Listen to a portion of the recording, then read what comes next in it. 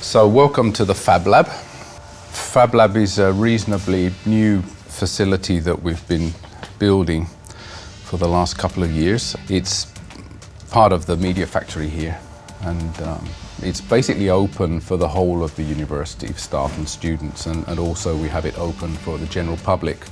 And the idea is really to get a sort of entry-level education in how to use this sort of prototyping equipment. This is a learning environment. It's designed so that you can do hands-on projects. I mean, there's a basic set of kit in a Fab Lab. The idea is to produce physical stuff out of digital information. It's one of the basic premises, but it's about prototyping. But this is the most popular machine. This is the laser cutter, and this can cut through wood and plastics and vinyl and stuff like that. We have also then, of course, 3D printers. So we had one guy I heard who came here, he was actually designing a bottle which would have, in a sort of expensive 3D printer, or made with an expensive printer, it would have cost several thousand euros to produce that bottle, but here he could do a cheap version, really.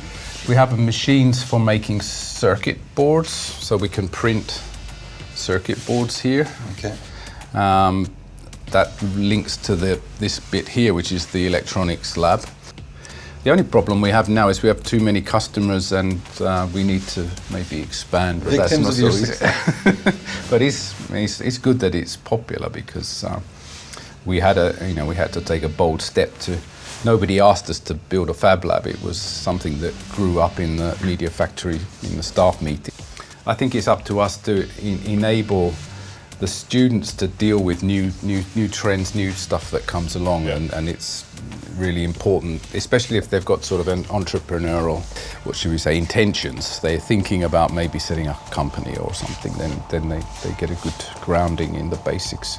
And then we can do sort of more artistic related stuff as well. We're looking at things from many different points of view. We're trying to put the right people together, and we're also funding a little bit. We have a little bit of funding for like seed funding for ideas. So if students or staff come up with some ideas that they're really multidisciplinary, then it has to involve more than one school or more than one department, but we can give them a bit of money to get started, and then hopefully they can get it taken up later on if it works out. These things are put together, but they're given general parameters, and obviously they have a role, but they're also very flexible with respect to what they can pull in, what kind of communities they can bring in the door, and it's really led by the passion of the people that are coming in and want to do things. It's also like policy thing which we work on as well here, because we have a lot of research, of course design research, but we've been very involved in developing the sort of national policy for design.